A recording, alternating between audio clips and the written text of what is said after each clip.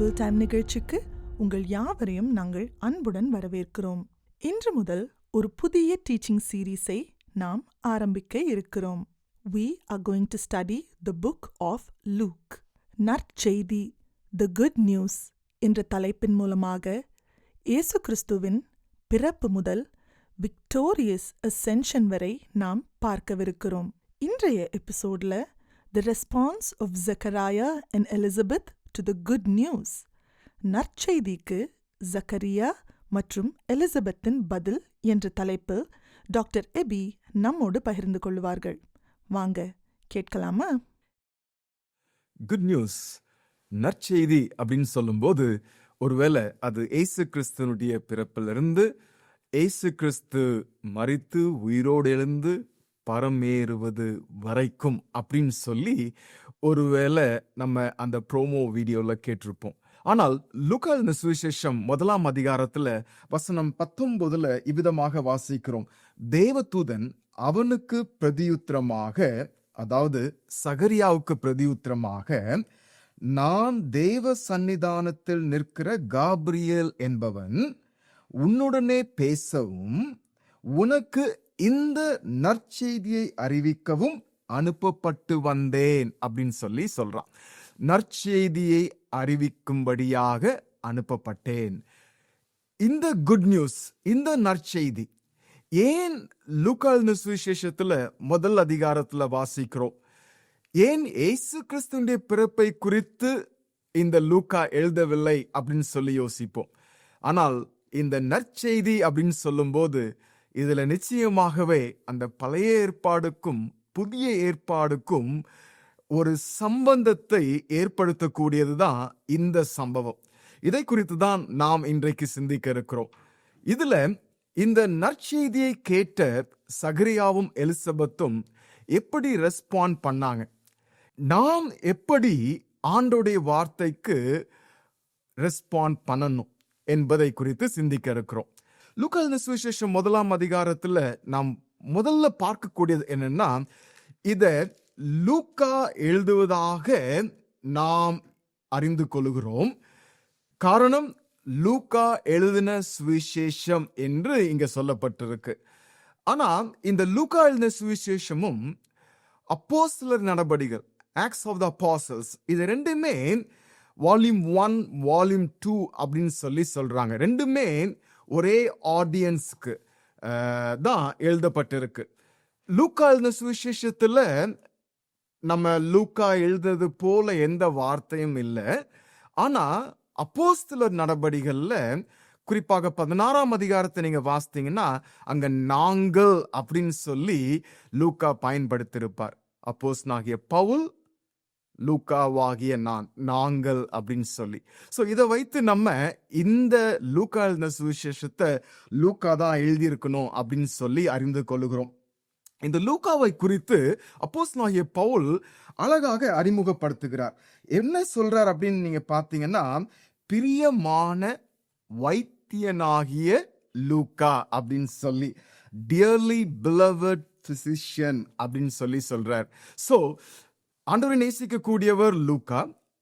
அது மாத்திரமல்ல, அப்போஸ்தலனாகிய பவுலையும் நேசிக்கக்கூடியவராக இருக்கிறார். பவுல் லூக்காவை நேசிக்கிறார், லூக்கா பவுலை நேசிக்கிறார்.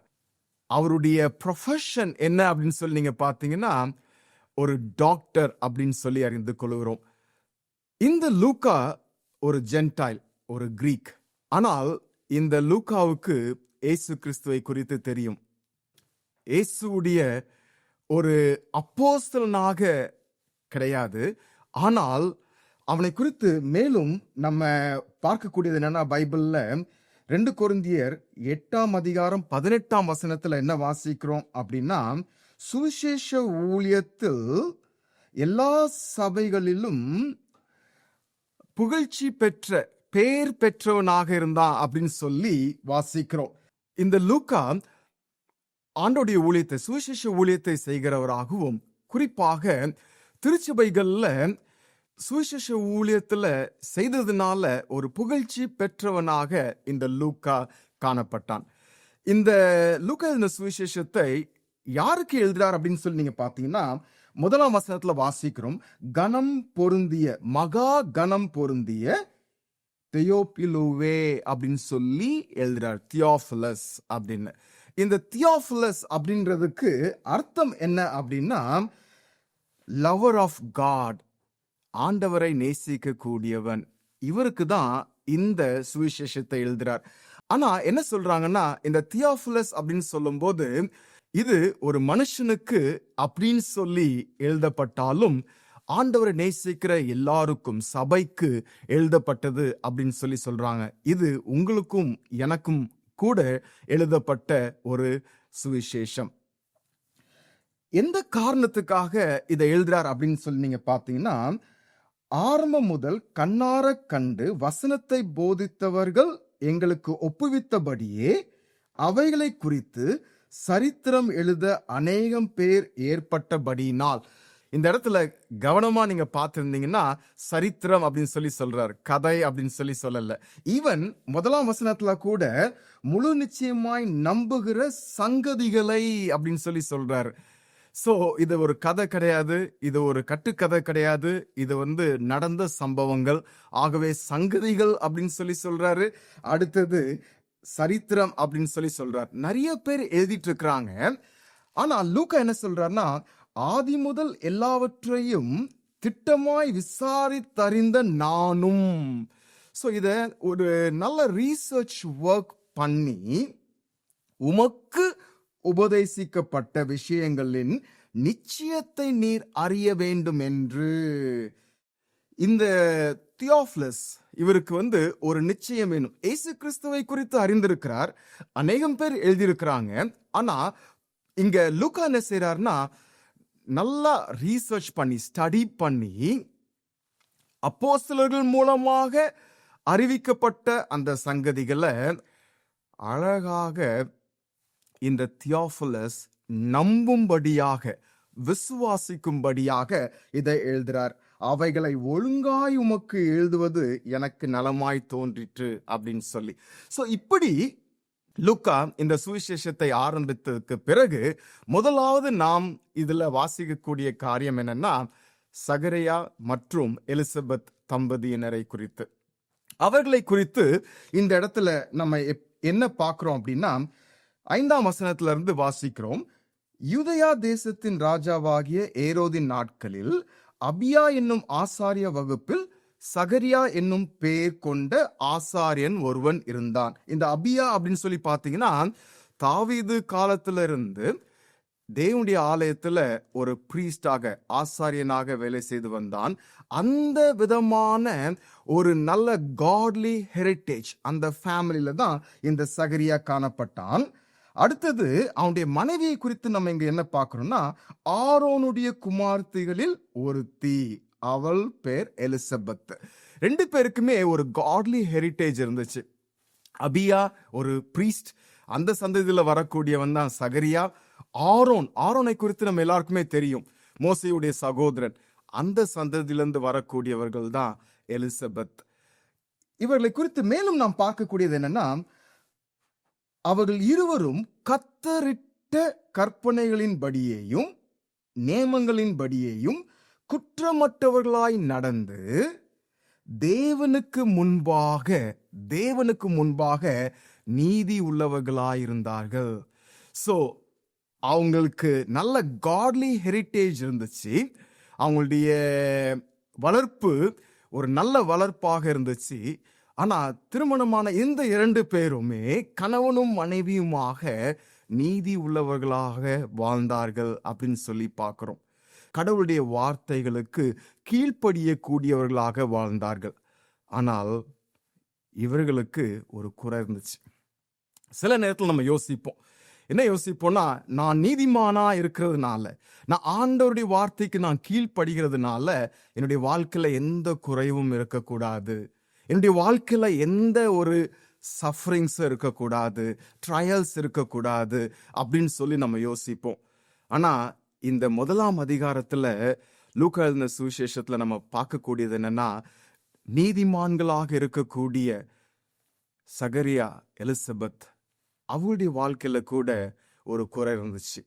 என்ன குறை அப்படின்னா, இவங்க அதிக வயது சென்றவர்களாக இருந்தாங்க. அவங்களுக்கு பிள்ளைகள் கிடையாது. இன்றைய காலத்திலேயே சமுதாயம் அதை ஏற்றுக்கொள்ளாது. ஆனால் அந்த டைம்ல அது ஒரு கஷ்டமான ஒரு காரியமாக தான் இருந்துச்சு. சமுதாயம் எல்லாருமே அதை ஏற்றுக்கொள்ளக்கூடிய விதத்துல அன்றைக்கு காணப்படவில்லை. இன்றைக்கும் கூட அப்படி இல்லை அப்படின்னு சொல்லி நம்ம சொல்லலாம். இப்படிப்பட்ட ஒரு சூழ்நிலையில இந்த இந்த தம்பதியினர் என்ன நடக்கு அப்படின்னு சொல்லி நீங்க பாத்தீங்கன்னா 8ஆம் வசனத்துல வாசிக்கிறோம். அப்படி இருக்க அவன் தன் ஆசாரிய வகுப்பின் முறைப்படி தேவ சந்நிதியிலே ஆசாரிய ஊழியம் செய்து வருகிற காலத்தில், ஆக்சுவலா இவன் ஒரு ஆசாரியன், பிரீஸ்ட் அப்படின்னு சொல்லும் போது ஒரு மீடியேட்டர், தேவனுக்கும் ஜனங்களுக்கும் மத்தியஸ்தராக இருக்கக்கூடியவர்கள், தேவனோடு ஜனங்களை ரெக்கன்சைல் பண்ணக்கூடியவர்கள், அப்படிப்பட்டவர்கள், ஒப்புரவாகுதலின் ஊழியத்தை செய்யக்கூடியவங்க தான் பிரீஸ்ட். இந்த பிரீஸ்ட் வந்து டெம்பிள்ல வேலை செய்வதற்கு வருஷத்துல 2 முறை அவங்களுக்கு வாய்ப்பு கிடைக்கும். ஸோ அப்படி ஒரு டைம் கிடைக்குது ஆலயத்துல வேலை செய்வதற்கு, ஊழியம் செய்வதற்கு. அந்த நேரத்தில் என்ன நடக்குன்னா, ஆசாரிய ஊழிய முறைமையின்படி அவன் தேவ ஆலயத்துக்குள் பிரவேசித்து தூபம் காட்டுகிறதற்கு சீட்டை பெற்றான். இது இன்னொரு ஒரு அற்புதமான ஒரு காரியம் நடக்குது. ஃபர்ஸ்ட் வருஷத்துல 2 முறை தான் அவங்களுக்கு ஆலயத்துல போய் பணி செய்வதற்குரிய வாய்ப்பு கிடைக்கும்.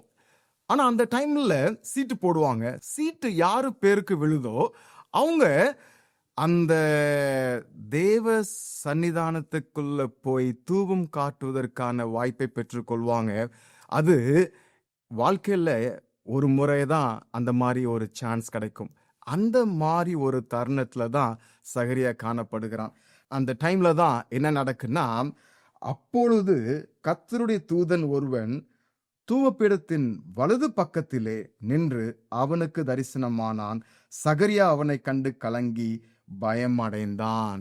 சோ ஆண்டவருடைய ஒரு தூதன், தேவ தூதர்கள் அப்படின்னு சொல்லும்போது அவர்கள் ஆண்டவரால் சிருஷ்டிக்கப்பட்டவர்கள். ஆனால் அவர்கள் தேவனுடைய சன்னிதானத்துல இருப்பதனால தேவனுடைய மகிமை அவர்களிடத்துல காணப்பட்டது.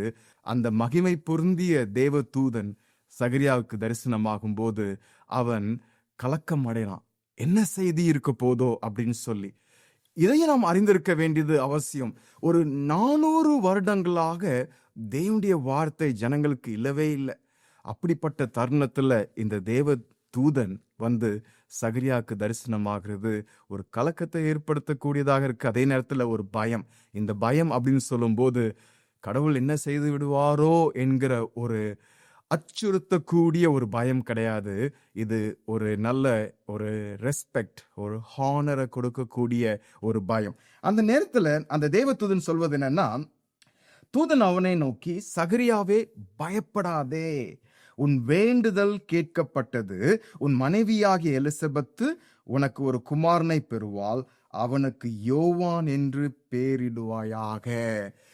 இந்த வசனத்தின் மூலமாக நாம் அறிந்து கொள்ளக்கூடியது என்னன்னா, தேவனுடைய பார்வையில நீதிமான்களா இருக்கக்கூடிய எலிசபெத்து, சகரியா, இவர்களுக்கு ஒரு குறை இருந்துச்சு. அந்த குறையை தேவன் நீக்குவதற்காக இவர்கள் ஜெபித்து கொண்டு வந்திருக்கிறார்கள். இவர்களுடைய ஜெபங்கள் கேட்கப்பட்டது அப்படின்னு சொல்லி இந்த இடத்துல தேவதூதன் சொல்கிறான். தேவன் நம்முடைய ஜெபங்களை கேட்கிறவர், பதில் கொடுக்கக்கூடியவராகவும் இருக்கிறார். இந்த இடத்துல ஒருவேளை சகரியாவும் எலிசபெத்தும் தொடர்ந்து ஜெபித்தார்களா என்பது தெரியல. ஏன்னா வயதாயிருச்சு. ஒருவேளை தேவன் இந்த அற்புதத்தை இவங்களுடைய வாழ்க்கையில செய்ய முடியும் அப்படின்னு சொல்லி இவங்க யோசித்து பார்த்தாங்களா அப்படின்னு சொல்லி தெரியல. ஆனால் தேவன் இவர்களுடைய ஜெபத்தை கேட்டார். தேவன் இவருடைய விண்ணப்பத்துக்கு செவி கொடுத்தார் அப்படின்னு சொல்லி இங்க பாக்குறோம். தேவதூதன் உன் வேண்டுதல் கேட்கப்பட்டது அப்படின்னு மட்டும் சொல்லல, என்ன பெயரை நீங்க கொடுக்கணும் அப்படின்றதும் சொல்லிடுறாரு. அதுக்கப்புறம் அவன் பிறப்பு நிமித்தம் அநேகர் சந்தோஷப்படுவாங்கன்னு சொல்லி சொல்றாரு. கர்த்தருக்கு முன்பாக பெரியவனா இருப்பான் அப்படின்னு சொல்லி வாசிக்கிறோம். அது மட்டும் இல்ல, அநேகரை தேவனாகிய கர்த்தரிடத்தில் திருப்புவான் அப்படின்னு சொல்லி. ஜனங்களை தேவனோடு மாத்திரம் திருப்புவது கிடையாது. அடுத்த வசனத்துல நம்ம வாசிக்கும் போது, பிதாக்களுடைய இருதயங்களை பிள்ளைகளிடத்திற்கும் கீழ்ப்படியாதவர்களை நீதிமான்களுடைய ஞானத்திற்கும் திருப்பி உத்தமமான ஜனத்தை கர்த்தருக்கு ஆயத்தப்படுத்தும்படியாக அவன் எலியாவின் ஆவியும் பலமும் உடையவனாய் அவருக்கு முன்னே நடப்பான்.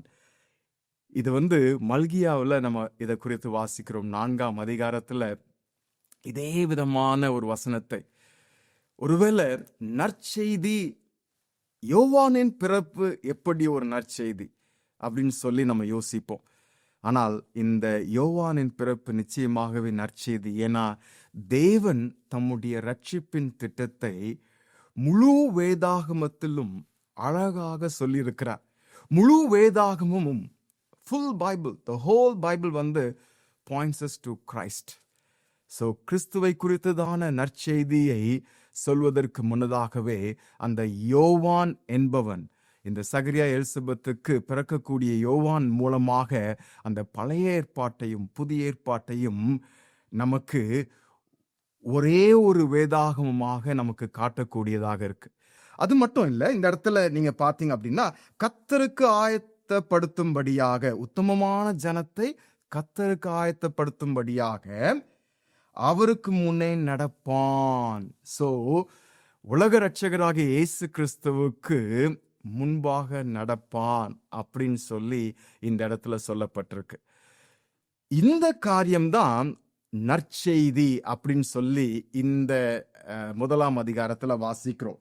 ஆனா 18ஆம் வசனத்துல வாசிக்கக்கூடியது என்னன்னா, இதை நம்ம யாருமே எதிர்பார்த்திருக்க மாட்டோம்.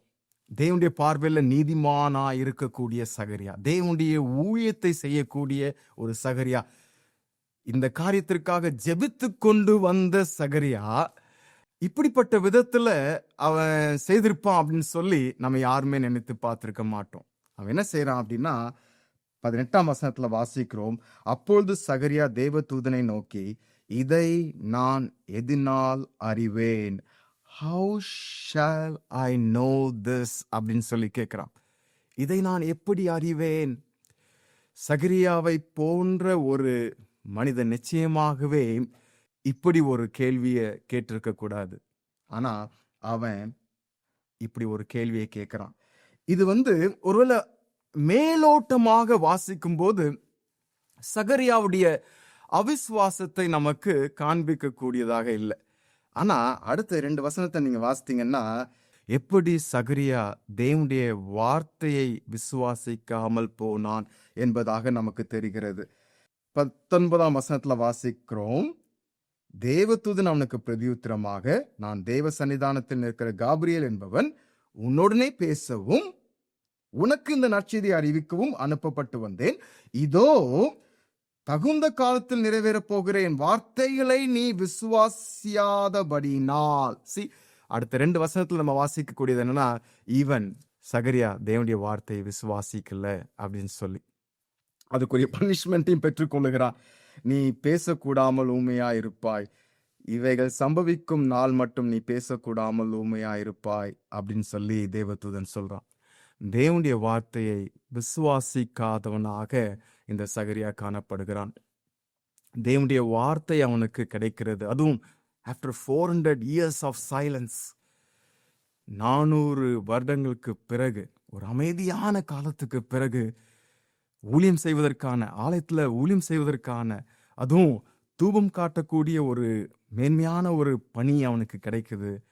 அந்த நேரத்துல ஆண்டோடைய வார்த்தையை விசுவாசியாமல் போயிடறான். இது ஒரு நற்செய்தி.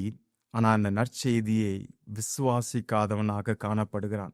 ஆனா இந்த 1ஆம் அதிகாரத்துல சகரியாவை குறித்து நம்ம பார்க்கும்போது இது இப்படியாக முடியல.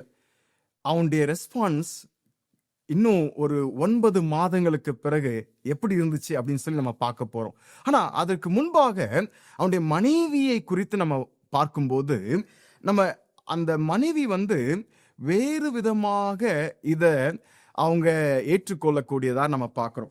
அவர்களை குறித்து நம்ம எங்க வாசிக்கிறோம் அப்படின்னா 23 3ஆம் வசனத்துல இருந்து நம்ம வாசிக்கிறோம். அவனுடைய ஊழியத்தின் நாட்கள் நிறைவேறின உடனே தன் வீட்டுக்கு போனான்.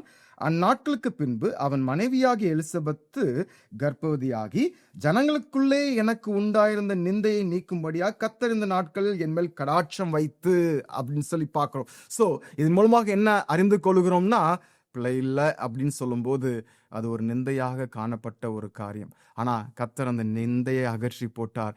என்மேல் கடாட்சம் வைத்தார், என்மேல் இரக்கம் செய்தார், என்மேல் இரக்கமா இருந்தார் அப்படின்னு சொல்லிட்டு எனக்கு இப்படி செய்தருளினார் என்று சொல்லி 5 மாதம் வெளிப்படாதிருந்தால். இந்த சம்பவம் நடந்து கொண்டிருக்கிற இந்த நேரத்துல 5 மாதம் வெளியே போகாம இருக்கிறாங்க. 6ஆம் மாதத்துல மரியாள் இந்த எலிசபெத்தை சந்திக்க வராங்க. ஸோ இந்த சந்திப்பை குறித்து நீங்க பார்த்தீங்க அப்படின்னா ஒரு அற்புதமான ஒரு சந்திப்பு. இந்த சந்திப்புல தான் எலிசபெத்துடைய ஒரு முதிர்ச்சியை, எலிசபெத்துடைய ஒரு மெச்சூரிட்டியை பார்க்கிறோம். என்ன விதத்துல பார்க்கிறோம் அப்படின்னா, இந்த சந்திப்புல நடக்கக்கூடியது என்னன்னா 41ஆம் வசனத்துல வாசிக்கிறோம். எலிசபெத் மரியாளுடைய வாழ்த்துதலை கேட்ட பொழுது அவருடைய வயிற்றிலிருந்த பிள்ளை துள்ளிற்று. எலிசபெத் பரிசுத்த ஆவினால் நிரப்பப்பட்டு உரத்த சத்தமா மரியாளை ஆசீர்வதிக்கிறாங்க. அது மட்டும் இல்ல, என்ன சொல்றாங்கன்னா 43ஆம் வசனத்துல வாசிக்கிறோம், என் ஆண்டவருடைய தாயார் என்னிடத்தில் வந்தது எனக்கு எதனால் கிடைத்தது அப்படின்னு சொல்றாங்க. என் ஆண்டவருடைய தாயார் அப்படின்னு சொல்லி. ஐ திங்க் லூக்கா எழுதின சுவிசேஷத்துல முதல் பர்சன் இயேசு கிறிஸ்துவை ஆண்டவராக அறிக்கை செய்தது எலிசபெத் அப்படின்னு சொல்லி பார்க்கிறோம். தூதன் மூலமாக அறிவிக்கப்பட்ட செய்தியை சகரியாவால் விசுவாசிக்க முடியல. ஆனால் கர்த்தர் செய்த இந்த காரியத்தை அனுபவித்து கொண்டிருந்த எலிசபெத் ஆண்டவருடைய தாயார் அப்படின்னு சொல்றாங்க. சகரியாவும் இதுக்கு பிறகு என்ன செய்ய போறான் அப்படின்னு சொல்லி நம்ம பார்க்க போறோம். ஆனா இந்த இடத்துல ஐ திங்க் இந்த நற்செய்தி அப்படின்னு சொல்லும்போது நாம் இயேசு கிறிஸ்துவை இரட்சகராக ஆண்டவராக ஏற்றுக்கொள்வதுதான் நமக்கு அது ஒரு நற்செய்தியாக அமையும். இயேசு கிறிஸ்து பிறந்தது, இயேசு கிறிஸ்து உடைய ஊழியம், இயேசு கிறிஸ்துடைய பாடு மரணம் உயிர்த்தெழுதல் பரமேறுதல் நற்செய்தி, அது எப்பொழுது உங்களுக்கும் எனக்கும் நற்செய்தியாக இருக்கும் என்றால், நாம் எப்படி எலிசபெத் கிறிஸ்துவை ஆண்டவராக இரட்சகராக அறிக்கை செய்கிறாங்களோ அதே போல நம்ம அறிக்கை செய்யும் போதுதான் அது நமக்கு ஒரு நற்செய்தியாக மாறும். ஸோ யோவான் பிறக்கிறான். யோவான் பிறக்கும் போது அவனுக்கு பெயர் வைக்கணும்னு சொல்லி யோசிக்கிறாங்க. ஏற்கனவே சகரியாவுக்கு யோவான் அப்படின்னு சொல்லி பேர் இட வேண்டும் அப்படின்னு சொல்லி தேவதூதன் சொல்லியிருக்கிறாப்புல. இங்க பேர் வைக்கணும்னு சொல்லி யோசிக்கும் போது இவங்களுடைய ரிலேட்டிவ்ஸ் ஃப்ரெண்ட்ஸ் எல்லாம் சேர்ந்து வந்துடுறாங்க. 8ஆம் நாளில் பிள்ளையை விருத்த சேதனம் பண்ணும்படிக்கு அவர்கள் வந்து அதன் தகப்பனுடைய நாமத்தின்படி அதற்கு சகரியா என்னும் பேரிட போனார்கள். இந்த விருத்த சேதனம் அப்படின்னு சொல்லும் போது இது பழைய காலத்துல தேவனுடைய உடன்படிக்கைக்கு ஒரு அடையாளமாக, தேவனுடைய ஜனங்கள் மத்தியில செய்த அந்த உடன்படிக்கைக்கு அடையாளமாக இந்த விருத்த சேதனத்தை செய்தாங்க. இதை தான் இவங்க கடைபிடிக்கிறாங்க. ஸோ இதுவுமே ஒரு நல்ல ஒரு காரியம். ஒருவேளை ஆண்டவருடைய வார்த்தையை விசுவாசிக்கல, ஆனா இந்த இடத்துல நம்ம என்ன பார்க்கறோம்னா, ஆண்டவர் இவர்கள் கொடுத்த இருக்கக்கூடிய அந்த வார்த்தைகளுக்கு கீழ்ப்படுகிறத பார்க்கிறோம். கீழ்ப்படிந்து யோவானுக்கு விருத்த சேதனம் செய்யறாங்க. அப்போ இங்க சகரியா அப்படின்னு சொல்லி பேர் வைக்கணும்னு சொல்றாங்க. அதான் பொதுவா முதல்ல பிறக்கக்கூடிய பிள்ளைக்கு தகப்பனுடைய பெயரை வைப்பாங்க. ஸோ அதை இவங்க ரிலேட்டிவ்ஸ்லாம் இப்படி வைக்கணும்னு சொல்றாங்க. அப்போ எலிசபெத் என்ன சொல்றாங்கன்னா, நோ, யோவான் அப்படின்னு சொல்லணும் அப்படின்னு. யோவான் அப்படின்னு சொல்லி யாருமே இல்லையே அப்படின்னு சொல்லி, சரி நம்ம வந்து சகரியாட்ட கேட்போம் அப்படின்னு சொல்லும்போது சகரியாவால பேச முடியாது. அவன் யோவான் அப்படின்னு சொல்லி ஒரு பலகையில எழுதுறான். எல்லாரும் ஆச்சரியப்பட்டாங்க. 64ஆம் வசனத்துல வாசிக்கிறோம், உடனே அவனுடைய வாய் திறக்கப்பட்டது, அவனுடைய நாவுகளும் கட்டவிழ்க்கப்பட்டு தேவனை ஸ்தோத்தரித்து பேசினான் அப்படின்னு சொல்லி பார்க்கிறோம். தேவனுடைய வார்த்தையை நம்பல, ஆனா இந்த இடத்துல தேவன் செய்திருக்கக்கூடிய இந்த அற்புதமான காரியத்தை கண்ணார பார்த்ததுக்கு பிறகு தேவனை துதிக்கிறவனாக காணப்படுகிறான் அப்படின்னு சொல்லி பார்க்கிறோம். இவனுடைய வாழ்க்கையில ஒரு மாற்றம் இருக்கிறத இந்த இடத்துல நம்மளால அறிந்து கொள்ள முடிகிறது. இது மட்டும் இல்லை, கடைசியில் நீங்க பார்த்தீங்கன்னா இந்த ஒரு தீர்க்க தரிசனமாக அவன் ஒரு பாடலை எழுதுவான். அந்த பாடல்ல நீங்க பார்த்தீங்கன்னா, ஃபர்ஸ்ட் அவன் தேவனை மகிமைப்படுத்துகிறான். அந்த தேவனை மகிமைப்படுத்தக்கூடிய காரியத்துல நீங்க பார்த்தீங்கன்னா, அவர் நம்முடைய பிதாவாகிய ஆபிரகாமுக்கு இட்ட ஆணையை நிறைவேற்றுவதற்கும் ஆதி முதல் கொண்டிருந்த தம்முடைய பரிசுத்த தீர்க்கதரிசியின் வாக்கினால் தாம் சொன்னபடியே தமது ஜனத்தை சந்தித்து மீட்டு கொண்டு அப்படின்னு சொல்லி எழுதுறார். இந்த இடத்துல நற்செய்தி அப்படின்னு சொல்லும்போது ஒருவேளை மல்கியா தீர்க்கதரிசன புஸ்தகத்துக்கும் லூக்கா எழுதின சுவிசேஷத்திற்கும் என்ன தொடர்பு மட்டும் இல்லை, இது ஆபிரகாமுக்கு கர்த்தர் செய்த உடன்படிக்கை. அந்த உடன்படிக்கையை என்றைக்கும் நினைவு கூறுவேன் அப்படின்னு சொல்லி ஆதியாகமம் 17ஆம் அதிகாரத்துல வாசிக்கிறோம். அதை இந்த இடத்துல சகரியா நினைவு கூர்ந்து இந்த பழைய ஏற்பாடு புதிய ஏற்பாடு எல்லாவற்றையும் எப்படி அது இயேசு கிறிஸ்துவை காண்பிக்கக்கூடியதாக இருக்கு அப்படின்னு சொல்றத தெளிவாக இந்த இடத்துல சகரியா காண்பிக்கிறார். தம்முடைய தாசனாகிய தாவீதின் வம்சத்திலே நமக்கு இரட்சண்ய கொம்பை ஏற்படுத்தினார் அப்படின்னு சொல்லி சொல்றார். சகரியா இந்த குட் நியூஸ்க்கு ஃபைனலா அதை ஏற்றுக்கொண்டு தேவனை மகிமைப்படுத்துகிறான். தேவனை மகிமைப்படுத்தி இவர்தான் இரட்சகர், இந்த இரட்சண்ய கொம்பை நமக்காக ஏற்படுத்தினார் அப்படின்னு சொல்லி யோவானுடைய பிறப்புல சந்தோஷப்பட வேண்டிய இந்த சகரியா தேவனை மகிமைப்படுத்துகிறான். அடுத்தது அவனுடைய குமாரனாகிய யோவானுடைய பிறப்பையும் கண்டு சந்தோஷப்படுறான். நீயோ பாலகனே, உன்னதமானவருடைய தீர்க்கதரிசி எனப்படுவாய், நீ கர்த்தருக்கு வழிகளை ஆயத்தம் பண்ணவும். அடுத்தது பாவ மன்னிப்பாகி ரட்சிப்பை தெரியப்படுத்தவும் அவருக்கு முன்பாக நடந்து போவாய் அப்படின்னு சொல்லி சொல்றார். இதற்கு நாம் எப்படி ரெஸ்பாண்ட் பண்ண வேண்டும்? சகரியா எலிசபெத் இந்த நற்செய்திக்கு ஒரு சகரியா முதல்ல அதை விசுவாசிக்காதவனாக காணப்பட்டான். ஆனா பிறகு நம்ம பார்க்கக்கூடியது என்னன்னா, அதை நம்பினா தேவனை மகிமைப்படுத்தினா அப்படின்னு சொல்லி இன்றைக்கு இந்த நற்செய்தி நமக்கு எந்த விதத்துல அது நற்செய்தியாக அமையும் என்றால் நாம் இதை ஏற்று விசுவாசிக்கும் போதுதான். அதற்காக தான் இந்த காஸ்பல்லையே இந்த சுவிசேஷத்தையே லூக்கா எழுதுறார். முழு நிச்சயமாய் நம்பி ஏற்றுக்கொள்ள வேண்டும். எஸ், இயேசு கிறிஸ்துவை குறித்து நமக்கு தெரியும். அவர்தான் நம்முடைய இரட்சகர், நம்முடைய ஆண்டவர். இதை நாம் ஏற்றுக்கொண்டு இதை நம்பி நாம் ஏற்றுக்கொள்ள வேண்டும். அப்படி நாம் நம்பி ஏற்றுக்கொள்ளும் போது இந்த செய்தி நமக்கு நல்ல செய்தியாக இன்றைக்கு மட்டும் இல்லை, நம்முடைய வாழ்க்கையில என்றைக்கும் அமையக்கூடியதாக இருக்கும். ஜெபிக்கலாமா? அன்பின் பரலோக பிதாவே, உம்மை துதிக்கிறோம், உம்மை ஸ்தோத்திரிக்கிறோம். இன்றைக்கு நாங்கள் கேட்ட சத்தியத்திற்காக ஸ்தோத்திரம். சகரியா எலிசபெத் என்பவர்களின் மூலம் உம்முடைய வார்த்தைக்கு நாங்கள் எவ்விதமாக கீழ்ப்படிய வேண்டும், உம்முடைய வார்த்தையை நாங்கள் எப்படி விசுவாசிக்க வேண்டும் என்று கற்றுக்கொண்டோம். நற்செய்தியை நாங்கள் விசுவாசிக்க வேண்டும் என்று எங்களுடைய வாழ்க்கையில அது தொடர்ந்து காணப்பட வேண்டும் என்று ஜெபிக்கிறோம். எந்த விதத்திலும் சந்தேகிக்காமல் உறுதியாக முழு நிச்சயத்தோடு நம்ப எங்களுக்கு உதவி செய்யும். இயேசு கிறிஸ்துவின் இனிய நாமத்தில் ஜெபிக்கிறோம் பிதாவே, ஆமென். கிறிஸ்மஸ் காலங்களில் நம்ம இந்த கிறிஸ்மஸ் கேரக்டர்ஸை பற்றி நம்ம படிக்கும்போது அது நமக்கு தெளிவாக இயேசு கிறிஸ்து பிறந்ததின் நோக்கத்தை நம்மளுக்கு தெளிவாக காட்டுகிறது. ஆனால் மோஸ்ட் ஆஃப் அஸ் நம்மளுக்கு கிறிஸ்மஸ் சீசன் ரொம்ப ஒரு பிஸி சீசன். அப்படிப்பட்ட அந்த பிஸி சீசன்லையும் நம்ம பிள்ளைங்களோடு நம்ம குடும்பத்தோடு 5 கதாபாத்திரங்கள், 5 characters, for example angel Gabriel, அதுக்கப்புறம் மேரி, ஜோசப், கிங் ஹெரட், சிமியன், இந்த 5 கேரக்டர்ஸும் விவரிக்கிற மாதிரி பாஸ்டர் காலின் ஸ்மித் ஒரு புத்தகத்தை எழுதியிருக்கிறாங்க. அதை நாங்கள் காஸ்பல் லைஃப் ரீசோர்சஸ் தமிழில் டிரான்ஸ்லேட் பண்ணி டிசம்பர் மாதத்தில் எங்களுடைய வெப்சைட் காஸ்பல் லைஃப் ரீசோர்சஸ் வெப்சைட்டில் வெளியிட இருக்கிறோம். நீங்கள் இந்த கிறிஸ்மஸ் காலங்களில் தவறாமல் அதை படிங்க. அது உங்களுடைய வாழ்வுக்கு ரொம்ப பிரயோஜனமாக இருக்கும். இந்த கிறிஸ்மஸ் ஸ்டோரிஸுடைய ஃபுல் மீனிங்கை உங்கள் பிள்ளைங்களுக்கு சொல்லிக் கொடுப்பதற்கு அது வசதியாக இருக்கும். இட்ஸ் பைபிள் டைம் நிகழ்ச்சியில் எங்களோடு கூட இணைந்து வேதத்தை தியானிக்க வந்த உங்கள் யாவருக்கும் நன்றி. We will meet you again next Saturday at 10 p.m. on Satyam TV. Until then, have a great week. Bye.